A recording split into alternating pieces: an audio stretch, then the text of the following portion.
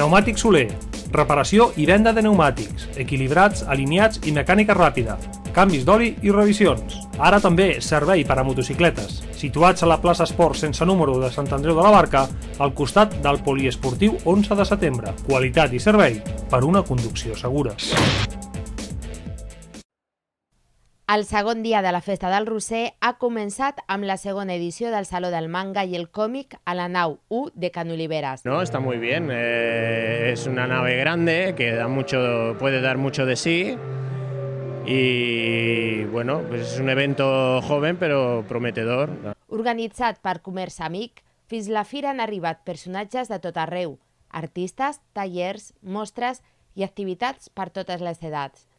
Una fira que mostra l'augment de visites després de la darrera edició i de la que s'espera que es vagi consolidant. I que estiguin al costat de casa és molt més fàcil d'accedir-hi, a part de que es veu com Martorell va evolucionant amb el temps.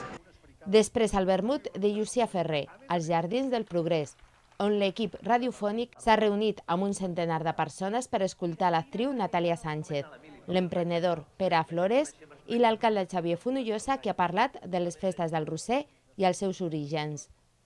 Concert de l'Aplec del Roser a l'Auditori Joan Cererols, un concert de sardanes i música a càrrec de les Cobles Marinada i Mediterrània i organitzat per la secció sardanista de Martorell, que ha comptat amb l'assistència del regidor de Cultura, Andreu González.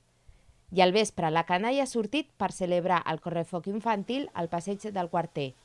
Amb la companyia de Diablots Infantils d'Olesa de Montserrat, la colla de Diables i Dracs de Martorell ha fet un recorregut pels carrers de la vila fins a arribar a la plaça de l'Ajuntament.